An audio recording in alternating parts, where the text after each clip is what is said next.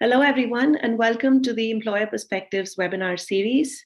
I can see that some of us are here from different parts in the world. Some people are joining us from within Canada, from Ontario, from New Brunswick, and also some people from Brazil and Nigeria. So welcome to you all. Today, we will be talking about newcomer resilience in adapting to a new culture and its impact on business success.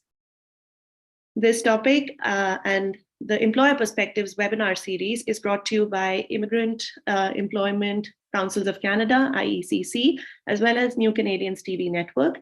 And this discussion specifically is organized in collaboration with the New Brunswick Multicultural Council. We're so glad to have all of you join us here. My name is Shruti Dargan, and I'm so pleased to welcome the moderator of today's chat, Rufina Ajalieh. She is the Employee Engagement Lead at NBMC, and she will be talking with the panelists and participating in the discussion to take you through the topic of today and for us to all come up with some solutions for this. Just to remind you that you will have a chance to ask questions to the panelists, and you can type them in the Q&A button on Zoom. And if you're joining us on YouTube, you could use the chat function.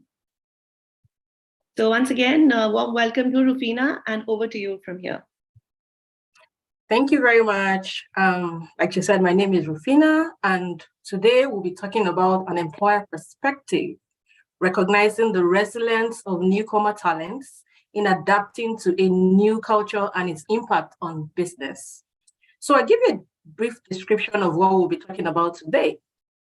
So many newcomers to Canada face challenges such as language barrier, cultural differences when adapting to a new culture here and integrating into their new workplace and industries. So this webinar will explore these barriers and their impacts on a newcomer talent success through the lens of employers and workforce consultants. Join us for these insightful discussions today, as we'll be talking with 4 speakers, and they are Kerry Kennedy. She's the Director of Talent Acquisition, Horizon Health Network. Ayman is a workforce consultant with WorkingNB. Seun Richard is a social entrepreneur, and Seun, Managing Director of PRUDE Inc. So like she said, it's an hour session with a 45 minutes for a focused discussion, and we'll have time for question and answers. So let's begin with our first question. Let's hear from Lee and Seun on what strategies have you found to be effective in bridging cultural differences and fostering greater understanding and collaboration among team members from diverse backgrounds. Lee, over to you. I think I just muted myself. Thank you so much, Rufina. I didn't know I was going to be put on the first spot right here, but certainly not shy talking about effective approaches. When speaking about how we can onboard and the retention of newcomers, and specifically at PRUDE Inc. So the organization that we're running right here in St. John, New Brunswick has quite a bit of history. And now we have about 10 staff members from 9 different countries. We meet the 50-30 challenges. Basically, we have a gender balance, race, cultural language, people of color, disability, LGBTQ, also age group from 20 to 50.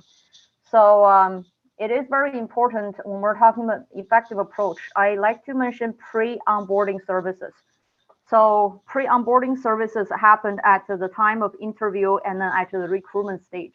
That you want to be clearly communicate with the candidate that the jobs that you are looking for, and then expectations.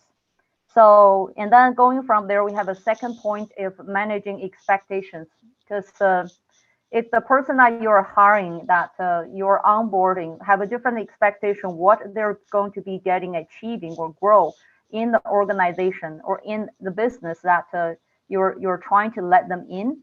And that may create a misconception and quickly resulting in unsatisfaction and from the employee's perspective, right? So the last one is regular checking in for satisfaction. It is very important at the first 3 months, even though they might still be at the probation period. And then some of the job offers you give might be 1 month for probation period. It is employer's job, I found, that to check on the new employees, especially people coming in from a different race, cultural classes, and with different expectations. You needed to meet that the gaps and letting the new employees know what are you expecting, and then letting them know, and also prepare the staff member, your senior, your mid-level management managers, and to understand how they can onboard the new employees. So my point is 3 points. If I summarize it, it would be onboarding process, what I called, and managing expectations, and also regular checking in for satisfactions. And once you onboard new employee. Thank you very much, Lee. Thank you so much. Seun, would you like to add to that? Yeah, sure. Thank you very much, Rufina, for having me on this panel. And thanks a lot for that valuable comments from Lee, who I work with a lot. She has talked about communication and managing expectations, as well as regular checking for feedbacks and satisfaction.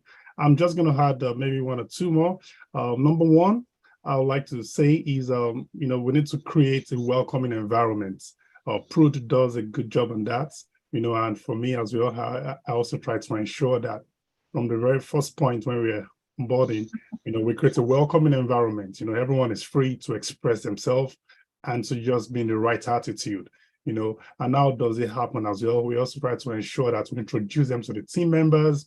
We invite them to the office, to see what's going to look like every day.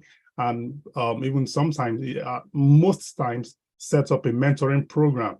And, I like to always do like a presentation on how the growth path is going to be like, so that's very key on creating a welcoming environment. Number 2, which I would have said is, clear expectations and rules. I wouldn't budge too much on that. Lee did a very fantastic job on that. Number 3, I would say my strategy is, to provide a training and development opportunities. As new hires, especially new immigrants, newcomers coming into the country, there's a lot of training that's needed to be done. This is very important because we're coming from a culture, most likely that is different from what is obtainable here in Canada. And training and retraining is an ongoing process, to ensure that, the new hires are well acquainted and fit into the community as a whole, and even on the job trainings as well. This is very important. Number 4 I have on my points is feedback and communication, which Lee mentioned. The 5th point I would just use to round up is we need to, as a company, foster a very positive company culture and image. It's very important. By fostering a positive company culture and a positive, company environment and an image, you create goodwill. You create, a culture where, everyone coming in, buys into the values, the vision of the company. As a social entrepreneur, having a social venture, not everyone's going to keen to, like to what you're doing. So you need to ensure that, this is what we do, and this is how we want to look like, and this is our vision, and that creates a company culture, a corporate identity, and then once that is clear, those who are going to buy in, they're definitely going to stay with your vision. And as a matter of fact, you find out most people that want to work with you, especially as a social enterprise, they just buy into the vision and they buy into those corporate culture objectives that you have. And this, in essence, creates what I call a shared vision. And once you have a shared vision with your employees, I mean, it's just a win-win situation. And you also have to reward, employees' contribution, in terms of awards recognition, in terms of periodic, feedback, some financial, some non-financial, create a very good motivation system, and then, create the team building. And above all, social interaction is very important as well. So I believe this creates a long-term success even from the start of the journey. Thank you very much. Thank you both for your insight on this important question you've just answered. I think I have a question there. Okay, this goes to Seun. Someone is saying, I'm interested in your mentorship program. Can you please provide some details? Thank you.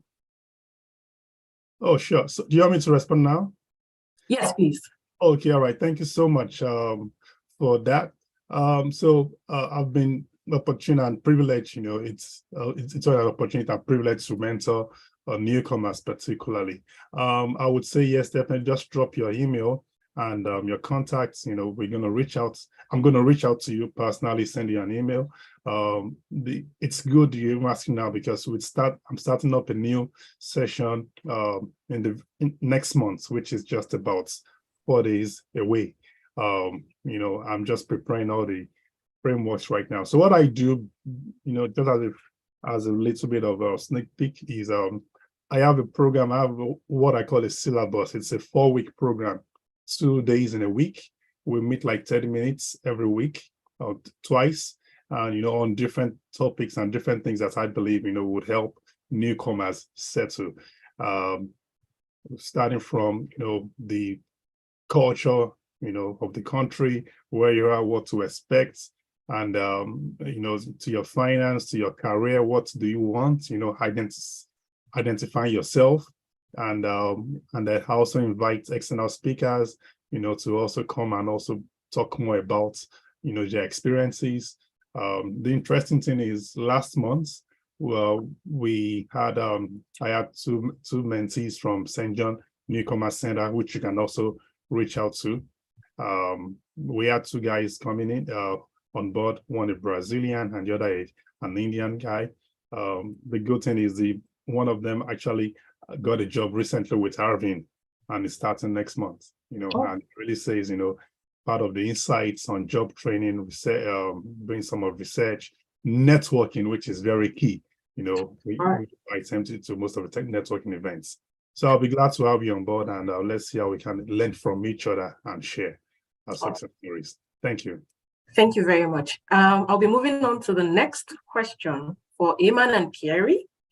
Could you discuss some of the common misconceptions that employers and colleagues may have about newcomers and their ability to contribute to the workplace, and how we can work to overcome these biases? Kerry, please share your thoughts first. Thank you, Rufina. This is a great question. I would say that I'll speak to one misconception, and there are many, but one that we feel is most prevalent is the one related to is the experience and the education comparable and equal to that of which we have in Canada. And I think we often even see this when there's regulatory bodies and associations involved and you receive your license, and there's still questions around that. And there shouldn't be. So truly what we need to do is support our hiring managers and our teams to understand, appreciate what the comparability is and the comparison. And in order to do that, I think one of the strength and approach that we take is to involve everyone within Horizon Health Network, involve the employer and the hiring managers in the recruitment strategy. Let them know where you're going, what you're doing, the candidate streams, the targets, and address the challenges up front and allow for a really, I guess the best way to say it is a psychologically safe environment in which to express concerns and attack that right up front. And I find that contributes to the success, because the number one goal is to set people up to be successful. And that means for our staff, for our teams, and for those that are joining us, that's what this is all about. So it's getting rid of those myths right away, and then celebrating the candidates, the new hires as they come in, profiling them, sharing their experience. We do that really well with our communications teams and engagement, to really put it out there in social media so that everybody sees and hears what their experience was like and how the employer was able to support them. And then people see how that supports providing, in our case, our clientele direct patient care. There's lots more I could say, but I'm sure Ayman has a few things to say as well. Thank you, Kerry. You're welcome. Ayman, would you like to add to that? You don't want to do that to me. I'll talk nonstop. No, thank you. It is a great question, and it is a common thing that we see where there is a lot of misconceptions, especially around newcomers with employers. Just to kind of add on to what Kerry had already mentioned as far as education and experience, A common misconception is when an employer kind of sees an individual's resume and they feel that the person is overqualified. I've had that a lot come to my desk where they say, we've been trying, I have all employers saying we're overqualified, we're not finding the right types of employment. So one kind of suggestion I would say there is employers need to understand that as individuals are coming to Canada and are getting settled here, they do realize that there is still a lot of things that need to happen and them to get settled. So they understand that sometimes they are applying for jobs that they may be overqualified for, but they're doing it for a reason, right? It's either because they're not finding employment or they just don't have the exact education or experiences that's needed here in Canada. So they're trying to get, their resumes built. They're trying to stay employed, gain some experiences here, but they're not getting those opportunities. So that is definitely a misconception there, that they feel that individuals are overqualified. But you have to remember, if they're applying there for a reason, right? They've looked through the job descriptions, they've looked through the salaries, they've looked through the hours, they know what they're signing up for, right? So it's just to give them that opportunity to at least interview and even to provide them that opportunity to start and see how it goes, right?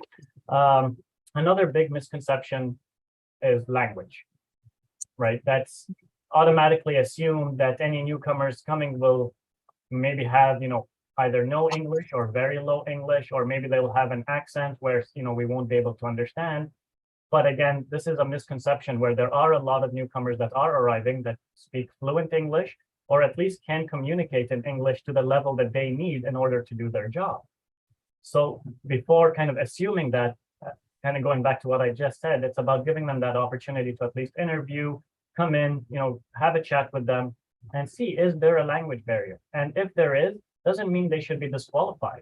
There's many different ways to supporting an individual with language barriers, right? Providing job coaches or interpreters, translators. Even we have a very large Ukrainian initiative that's been going on. So we have a lot of Ukrainians that are here, where a lot of them don't speak the language. And basically what they're doing is they just use Google Translate, and they're able to communicate with their employer in their own language of choice, where that will translate it into English. The employer is able to read it and then speak in English, and that will be automatically translated to Ukrainian, as an example. But that's definitely a misconception there, where language is definitely a big issue that we try to focus on a lot.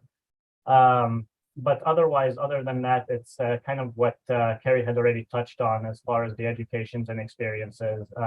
And in some cases, not that it always goes down this road, but a lot of employers kind of have that misconception that if I'm going to hire a newcomer, that now I have to go through the process with immigration, and it's going to take so long and it's going to be so costly.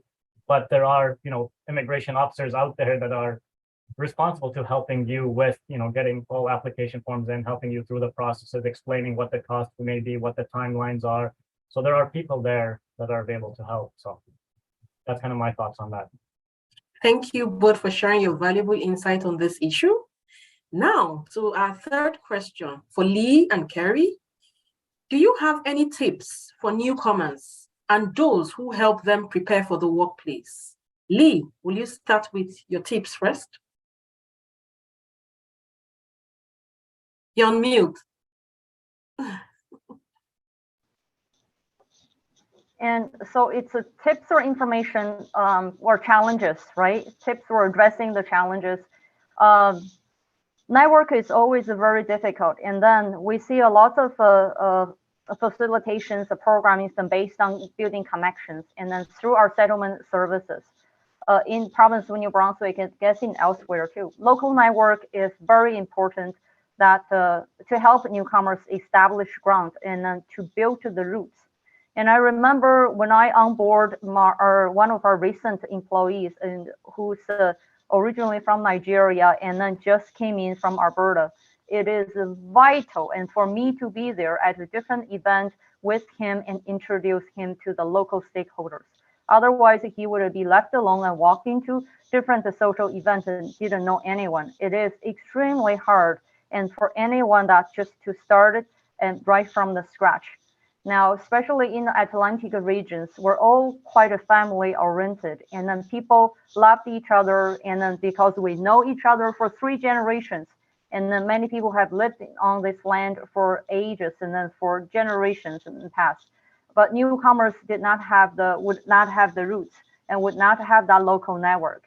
Now, myself being here for 20 years and then active in the community, I knew how hard it was from the beginning. When you are walking to the event, it is so scary, and didn't know what would say to, to the people you're meeting that who may look so different than you. And that would be leading to the relationship building. Because we did not have the roots and we did not have the local network, we needed to build a relationship, and through mentorship. The tip of information is to get enough resources and going to the Newcomer Center, go to the PRUDE, or go to YMCA, go search for multicultural council. Say whatever the event we have, please participate. It is so important, that network that will build you to the next opportunity, even though it will not provide sometimes direct opportunities. However, that will provide indirect references. And then because that's how people get opportunity to build a rapport and in the local surrounding. And that in turn will help you to establish credibilities. Once you build that network, once you have a mentorship in place, once you participate many different cultural events, and as a volunteers, we're going to different programming. Therefore, next time you ask for references from Lee Song, I have something to say about you. Otherwise, there's nothing for me to reference about it. Yeah, so that's a few things I would indicate there, Fina. Thank you. Thank you, Lee. Kerry? I'm so glad Lee went first, because I'm challenged with this question, because I automatically go to how can I help the newcomer and what can we do? And that's the approach we take. But there certainly is some foundational work that you as a newcomer can do to support your journey. And it's that connection. And that's what you're referencing. It's that connection, it's networking, it's finding out what works for you, but doing as much as you can in advance as to researching, looking at what the Canadian practices are, the employment laws, how the employer, anything that you can investigate around the employer, and just don't be afraid to ask. I think what you may have found, or hopefully what you have found, or those that have had the opportunity to come to Canada or see Canada, here in New Brunswick, we are very empathetic. We are people that wish to help, and as friendly as I think one of the provinces within Canada. So use that. People want to make sure that you're set up for success, and I think that's all that I would add to Lee's phenomenal commentary. Thank you both for sharing your helpful tips. Our fourth question is for Seun and Ayman. How can newcomers leverage their unique perspectives and experiences to bring value to their workplace? And what can employers do to encourage and recognize these contributions? Seun, would you like to start us off? You're muted. Yeah, all right. Thank you so much for that question. Yeah, so for newcomers, I would say the very first thing is we need to continue to build skills and experiences, right, that would be relevant to the community. And I've had this opportunity in a couple of times to talk to newcomers, and I would say most of us, we come with a defined set of skills. But when we land here, we find out the companies, the opportunities, and the situations we have right here on ground are not matching the skill sets we have. And I always say, like, there are 3 levels of skill sets we have as an individual, every one of us. The A-level skill sets are those skill sets that you've built over the years, and you've earned money from. It has paid you, and that's what you probably put as your NOC while landing. That's fantastic. The B-level skill sets are those skill sets that you've developed, but necessarily don't have the long years of experience, and probably you've not even earned money. An example is, I studied actuarial science in the university, but I'm not working today as an actuary. I have an accounting certification, a chartered accountant. I'm not working as an accountant, but that skill that is there. And then the third level of skill, which I often say is the third level of skill, which is what you can do for free and you're passionate about, and you don't even, and you've not really even used it, to earn yourself, a living. Now, oftentimes you find that with some research done. It's been said that newcomers who often succeed in a new country, and this is global, use the third level of skill. That's something they can do for free, something they enjoy doing, something they are passionate about. And they find that those skills just become relevant in that new community. And my own story, that's it. That's how I found it door to door. I'm just passionate about research. I'm just passionate about helping the community. And I just found out, oh, this is what I could do, delivering, I love driving. Yesterday I was on the road for like more than 10 hours of the day, and that's what I'm doing right now. I never knew those skills, my C-level skill could be what is now relevant in Canada, my new home country, and I so much admonish, all newcomers. See, guys, look at your skill sets. Look at your skill set and look at the one that can make you relevant. If I was using my IT sales skills, which I'd used as my NOC and brought me to Canada, I would probably still be jobless today. And I'll probably just still be frustrated as much as I can, So that's what I always say, I want to I'll stay on that point, skills that are relevant, get your skill sets, identify them, know who you are, and then do an analysis of what the environment, of what your new community, what are the challenges, what they need. And once you can match those skill sets together, boom, you're in for making an impact in the environment. Thank you so much, Seun.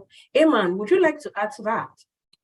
Yeah, I mean, I think Seun had already kind of put the nail, hammered the nail in, but basically, just to kind of add a little bit to that, I completely agree with what Seun was saying.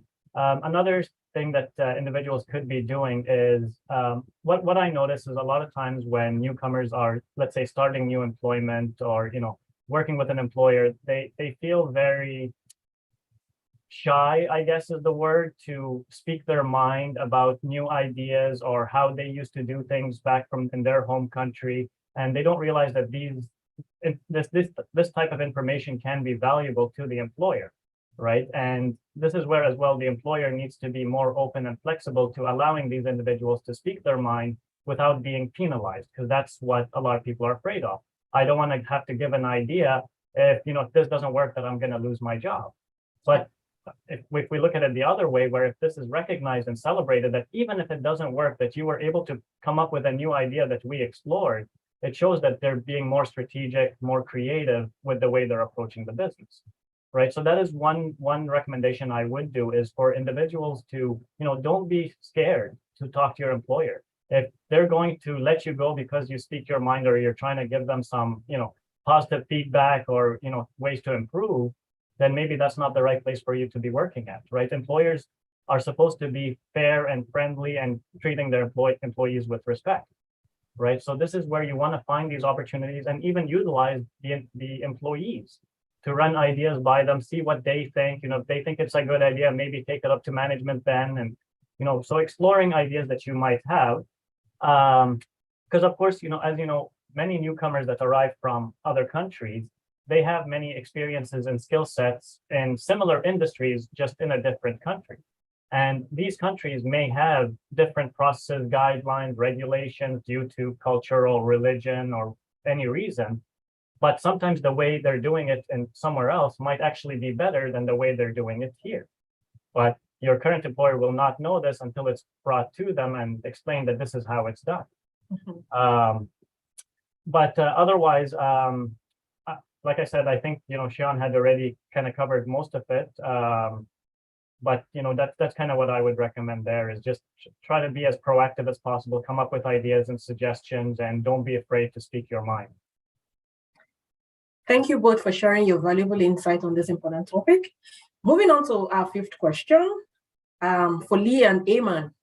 How can employers and colleagues help newcomers feel more comfortable and included in the workplace, especially when they may be experiencing feelings of isolation or culture shock?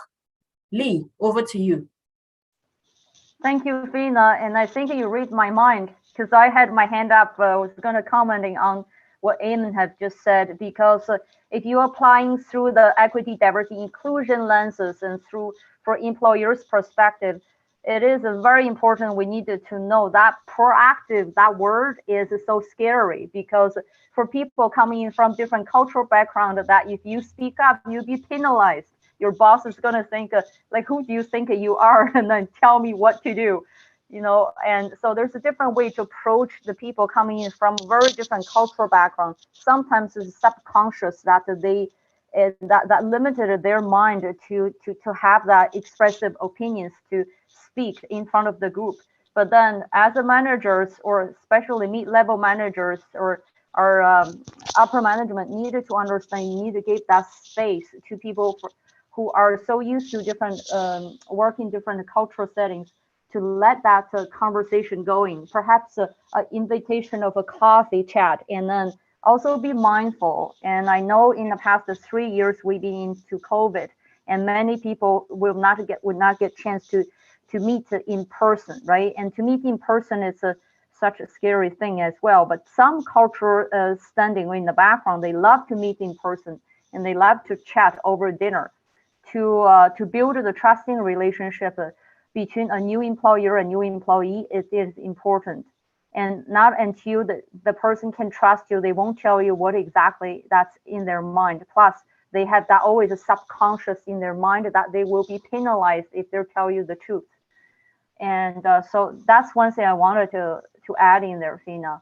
And employer, I think we talked about this before. Employers onboarding new employees, it is important we check on with them, like how's their life and work integrated to each other. Recently, our EDI manager did a training with our staff members. We talked about this, because likely a newcomer coming in, they bring in families. How's their kids doing? You know, are their kids being bullied at the schools? As employer, you have the network, you have the trusting relationship locally. Can you help in some with that family? Because most of our life, if you hear that things happening with your kids at the schools, how can you work comfortably, right? You cannot. So we needed to help step out with our network, with our ability in the community to support new employees. And so it's called, we don't call that work-life balance, we call that work-life integration, right? And then so the wife or the husband coming in, how's their language, and then how did they get all the resources from the settlement agencies, from NBMC, right? And then did they actually get a chance to travel to outside of the town? Like, you know, if they have not visited a place 30 minutes ago from away from the city center, after 2 years working at your company, that's just not fair. Like, it means that you did not successfully integrate your employees. Okay, so yeah, those are the few things. Thank you, Lee. Ayman, would you like to add to that? Yeah, definitely. Of course, you know, I hate that I'm going second. I mean, you know, Lee has already kind of touched on a lot of the key points. You know, having proper onboarding processes with employers, you know, going through the actual process and making sure that individuals are understanding and aware of what to expect with their new employment goes a very long way. You know, a lot of employers don't really have a proper onboarding process where they just, you know, hire somebody and they say, come on, you'll start with us and we'll figure it out. We're going to train you and we'll see what we're going to do. But if they kind of had it all more written out and provided an employee handbook that clearly states everything, and, you know, sometimes what some of our employers are doing for newcomers is getting their policies, procedures, their handbooks, all that translated into the language of choice for the newcomer. That way they clearly understand that this is exactly what is going on. That way they avoid any conflicts and any issues with employment standards. But also, what I can recommend is utilizing, you know, the settlement services and agencies that are out there, things like the newcomer centers, the YMCAs, even somewhere like PRUDE for here in New Brunswick. You know, it goes a very long way to have somebody who has a lot of insights and knowledge about this field, where they can help you to create a plan and, you know, plan things out according to what's going to be the needs of the individual. And that even shows the person that, look, you care about me, you're going out of your way to try to build this for me. And it makes them more loyal to you, where they notice that maybe other employers were not doing this. Right. But of course, even utilizing the government supports that are out there for you, somewhere like what I do for work with WorkingNB, where there is a lot of supports and funding available for individuals and employers to help them get the proper training or to get a consultant to come in and help them implement these policies, procedures. There's many different ways to kind of, implement strategies and documentations that go a very long way as far as HR goes, which of course, as we know, HR is the area of the business that takes care of the people, that's responsible for the staffing. Another suggestion would be is, of course, to keep them included with everything that's going on with the organization. You're not, keeping them aside while you're talking to other people, and make them feel that they're welcome and a part of the team, a part of the family. Ask them questions, get feedback from them. Right. At the end of the day, this is where I always kind of don't understand why these issues are happening, because at the end of the day, we're all human. We're all people. Sure, we might come from different countries or different areas, but that doesn't change us from being human, right? So this is how employers should see it. It doesn't matter where somebody is from. It doesn't matter if they have experiences from another country. Talk to the person like you would anybody. Pick their brain and see, does this make sense for me to hire, right? Otherwise, I think, it's just also making sure that this is actually a very key point, is to providing the diversity and inclusion training to any of the management, any of the employees, basically to the whole organization, to make sure that everyone is on board and they know how to talk to each other properly, how to, take care of each other, how to treat each other with respect in the workplace, right? And that goes a very long way, because there might be some people who are not too sure and might be too scared to say something, thinking that they may offend the newcomer, right? And which could happen, right? But by providing these opportunities for training and inclusion and diversity, it opens up a lot of people's eyes to think that they may have not thought about or were doing, as we know, there's the unconscious bias, right? Where you don't realize that you're causing a bias, but you are by saying something or by doing something in a certain way, right? So by having those proper trainers and consultants coming in goes a very long way for newcomers and for the organizations who are hiring these newcomers. Thank you very much for sharing your helpful insight. And my next question is for Seun and Kerry, but I will start with Kerry. And the question goes thus: from your perspective, what steps can employers take to ensure that their workplace policies and practices are culturally sensitive and inclusive? And how can they access and address any potential biases or barriers that may be preventing newcomers from fully participating and contributing to the workplace? Kerry. Thank you, Rafina. So I guess I would say is first, make no assumptions that a general statement in any of that precludes you from any true diversity, equity, and inclusion review. And I would say seek to understand, not to be understood, and seek out expertise and partner with the right people, collaborate with the right people to come in and really review and give an assessment. So ask. So you can go from small, mid-sized to large employers. For ourselves, a large employer with 13,000 staff and over 100 sites, we sought out expertise to come in and really evaluate our practices and provide recommendations that we would then implement. So to Ayman's point earlier, you made some really good points. Speaking about unconscious bias, you wouldn't even, you're surprised by what can be in your policies that you wouldn't even thought, would have been not conducive to our diversity, equity, inclusion practices and requirements. So that's my number one advice, is to seek out the advice and partner with those around. Ask, small to mid-level. We've reached out to Multicultural Association to support us in our strategies, to take a look at what we're doing. And then ask, as our newcomers are coming in and we continue to strengthen the diversity in the workplace, is to be receptive to that feedback and responsive in a way that people see it as direct, and that organization heard me, and their mission, vision, and values demonstrates that diversity and equity and inclusion practices. And I may have more to say later. I see some comments coming in as well, so I want to answer all of those questions, but I'm going to turn it over to my colleague.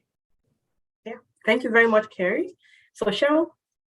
Yeah, thank you very much once again, Rufina, for the question. So, Kerry talked about, implementing the diversity and inclusion policy, which is number one on my list as well.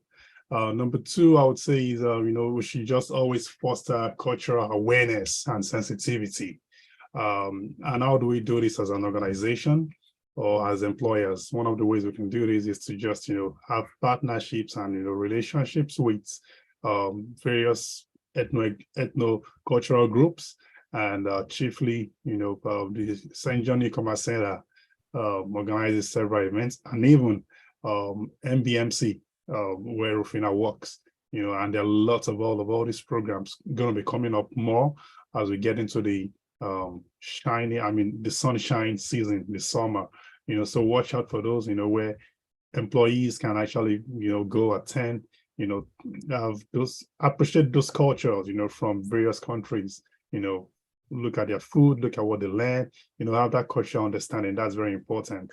The third thing I would say is we need to also provide a supportive work environment. Training is very important, and the appreciation of diverse culture. I would say that a culturally diverse workforce is like having a small United Nations in your organization. When I was, about 2 years ago, when we really, got our work expanded with the Amazon program, and we had diverse people from more than about 13 countries, and it was just so, intriguing to see various points of views from various co-workers. It was very brilliant, to learn, and you find that everybody has a very good point, and you also learn. So that helps, to learn, and being supportive is very important. Additional to, I would just say is, we could even take a step further and have a regular diversity and inclusion assessments. I was talking to one of the HR consultants, my good friend Ayman introduced to us, and that was part of what we decided to put in the HR policy, how we can have a regular assessment on the diversity and inclusion policy. And lastly, I would say is, implement an inclusive hiring process. It's very important, make it inclusive, whatever cultural background, whatever religious background, whatever sexual orientation, whatever racial, it's just good. For me, while I was working on our year plan, I actually had some roles that I believed, would be best suited for some particular individuals from some particular race. And it's important, to just help that cultural fabric of the organization. So in a nutshell, I think I've said this: implement a inclusive hiring process, have regular diversity and inclusion assessments, have a supportive work environment, and foster the cultural awareness and sensitivity through events, networking events, and programs in the community, as well as having a diversity and inclusion policy for the company.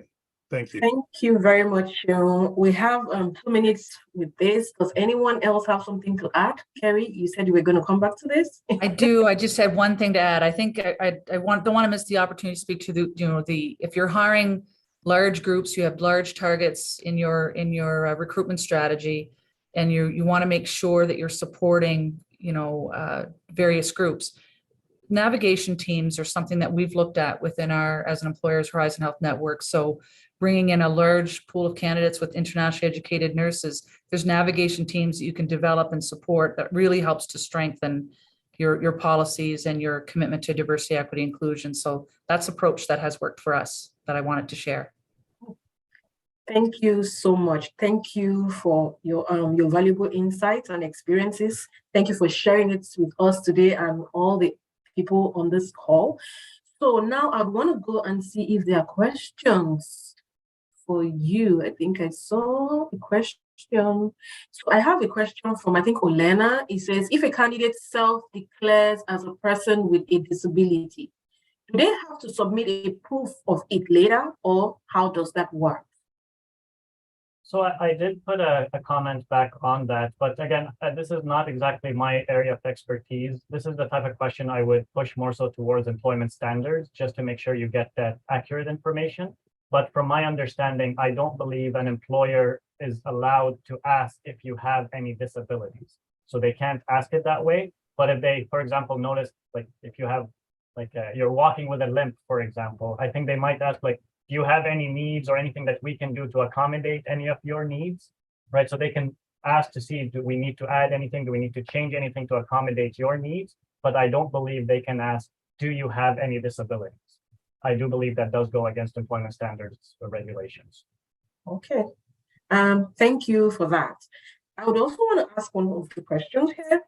Could you share some examples of how a lack of understanding or respect for cultural differences in the workplace can negatively impact the success of newcomers and the overall team dynamic?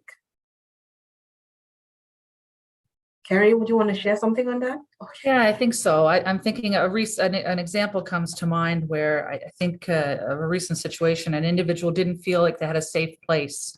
And this often happens, a safe place to go to address the concerns that they had. And the loss that we would have is the person would move into another area or move away from the organization, and getting ahead of that and understanding and having the management level understand this was not, there was some unconscious bias that coming into your unintentional unconscious bias that we want to address, and having that safe place. So you've heard me say, having a really psychological safe place in which to express your concerns, that's very important. And allowing and developing that within your organization will support really honest and deliberate conversations to support success.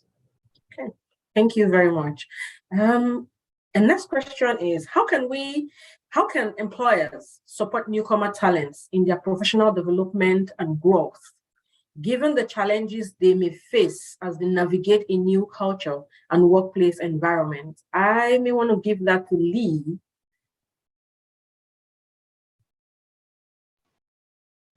I was thinking if you were going to ask me, I think a work plan is important with a clear understanding of the expectation from the employer, and then to address ongoing satisfaction with the person that you're onboarding. So the communication goes both ways, and then through the trusting relationship, we needed to have the communication going. So have your employee to tell you that what's been, if something has gone wrong and what has been on their mind. And as employers, we needed to know if the intention versus impact, if we did not make a false intention, that's generate a negative impact. And I don't know if I answered that question right, Tina. I'm just had lots of things going through here. Yeah. Okay. So, Seun, how can employers support newcomer talents in their professional development and growth, given the challenges they may face as they navigate a new culture and workplace environment? Thank you, Lee. Thanks so much, Rufina. I think that's very easy. Right here on this call, we have starting from your organization, NBMC, we have WorkingNB, we have YMCA, we have PRUDE. There are a whole bunch of organizations that can help you with your development. We have newcomers, Sanjo Newcomers Center. We have SJ Leap. All the organizations have various programs that can help and support. Even some would even kind of fund you. WorkingNB as a program, that it could help fund it. But of course, you have to go through your employer. I know there's a program with there's a YMCA and even NBMC where those who want to go for professional courses and trainings can actually get a loan, soft loan to go for those programs. So there are lots of programs, and that's very important. We have to just keep learning, train ourselves. It never stops. So the opportunities are there. I think we are blessed to be in Canada for this. Thank you very much, Seun. And I would want to hand this over to Ayman, because I know that there's something WorkingNB does when it comes to professional development and all that, if you want to shed some light on that. Yeah, definitely. And because I know we have people from, across the country and even other countries. What we do here at WorkingNB, yes, it is a provincial department, but what we do, there's similar departments and organizations all across Canada. I know I've had some reach out from Nova Scotia, some from Ontario, and literally with a quick Google search, I was able to identify all these organizations, and a lot of them are governments, right? So utilizing kind of what we do, where we have support for employers, for example, who are looking to get training or education for any of their owners or staff to help them improve, on to how to do their job better, how to, be promoted into a better role, or, provide new services, or whatever the case is, where we could cover right now up to 50%, but we were offering up to 75% over the past couple of years with COVID. And of course, all the different provinces and all the different organizations will have different ways that they provide that support. But it's a matter of reaching out to them and creating that plan of this is everything that we're going to need. And let's start here at step one and keep moving through each training or what's needed in order to make sure that everybody's understanding, everybody's on the same page. There's no cultural difference anymore as far as understanding what these cultural differences are. Everybody's able to talk to each other without feeling that, sense that, oh, I might say something that might offend somebody else. Because those definitely go a very long way with a lot of our employers, and they actually do it continuously, where either yearly or every 6 months, because of course, with organizations, there's many people who come and go, right? So as there's new employees coming in, those individuals need to go through those same trainings and educational options. So that's something I would recommend. But of course, as Seun had already mentioned, I mean, utilizing those settlement service agencies like, the newcomer centers that's around in your areas, the YMCAs, and all those similar organizations where, for the most part, there's really not any cost to speak to anybody there, right? It's free services that are designed to support you, whether you're an employer or an employee or a job seeker. Right. And it's just utilizing these options, because even with us here at WorkingNB, what I do is more so dealing with businesses. But we also have employment counselors who's responsible for dealing with the individuals, the job seekers, or people looking to go back to school.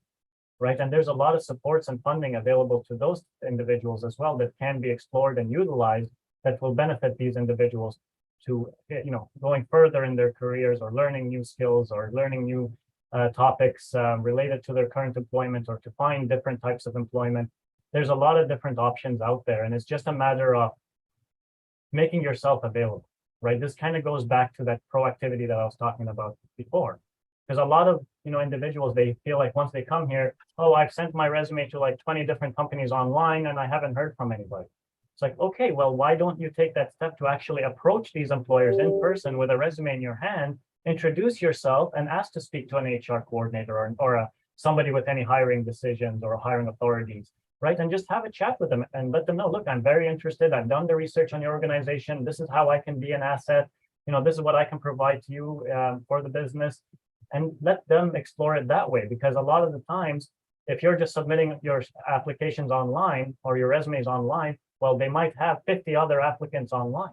You got to find a way to make yourself unique, right? And being proactive and even attending job fairs, right? There's many different types of job fairs out there. A big thing is, which I find a lot of people are a little hesitant with, and I know it was mentioned already, networking. Networking events are so vital because you never know who you're going to meet, and you're not going to meet them until you put yourself out there. Right, I've seen it right in front of my eyes where connections were made out of the blue just by attending a networking event, where you run into somebody, you're like, really, you do this? I'm actually looking for somebody that can do that. Here, let's talk, right? And then that eventually led to employment or whatever the deal was. Right? Thank you very much, Ayman. Thank you, everyone. I don't know, Kerry, do you have any closing remark? We have 1 minute. Let's just go around. Any closing remark on today's session? No, I don't think so. I think that, knowing that the diverse population of people that are attending this too, I mean, I see we have employers and we have individuals that are looking for work. So I think if you need to reach out with us, we're available to support in any way that we can and shared experience. And that's the purpose for being here today. It's been an absolute honor. Thank you very much. Lisong? Definitely, Sheena. I want to leave people with some thought, especially the employers that are at today's session. New Brunswick is at its turning point, very critical. So we always talk about in the perspective as we are offering opportunities to newcomers, and I would challenge us to think differently. we need people and we need a global talent to come here to build New Brunswick's future, where we have so many talented people come in. If we don't harness the talent, they're going to be losing to some other provinces. Even at a national level, Canada is fighting with Australia, with the UK, and trying to create a strategic position. And in terms of immigration, try to get a talent, global talent, come to build this country. So as for this region, we shouldn't be losing out. Thank you very much, Lee. Sean? Yeah, thanks so much. So what I would say as a last word is, as from the employer part of perspective, we need to embrace diversity. We need to embrace and appreciate the fact that this is a new St. John. This is a new New Brunswick, where you have people from all over the world and coming here and gathering to ensure that, you know, they have a family and then they want to create a future that is that. Or on the side of the employees and newcomers looking for roles, continuous development, number one, networking, number two, and very important, know yourself, know your talents, know your skill, know what you can bring to the table. And above all as well, know the problems we have in the community. Thank you. Thank you. Thank you so much. Thank you all for sharing your valuable insights and experiences with us today. We hope these discussions have been very informative and helpful for everyone involved. And at this point, I would hand over to Shruti. Well, thank you, Rufina, and thank you to all the others as well. I mean, what an insightful discussion, and of course, you know, the amazing solutions that were provided towards creating a more inclusive and diverse workplace. This was one more discussion as part of our Employer Perspectives webinar series, which is brought to you in collaboration with which this particular session, of course, was in collaboration with New Brunswick Multicultural Council, and the Employer Perspectives webinar series is brought to you by Immigrant Employment Councils of Canada and New Canadians TV Network. Just for all of those who were attending, and probably people who would be watching the recording later as well, if some of you were newcomers or would be watching the sessions later, there are resources related to workplace culture and understanding the Canadian employment in general on New Canadians TV Network resources as well. We have a TV show that you could watch on Omni Television if you're in Canada. This goes for all the employers and decision makers as well. We also have resources available across different channels like our newsletter, social media, and those would be some of the ways for you to learn more about such sessions that we organize, as well as information that may come in handy to be able to create a more diverse, inclusive workspace, and in general for newcomers to be able to navigate Canada. Well, thank you so much for attending, and thanks to the panelists again.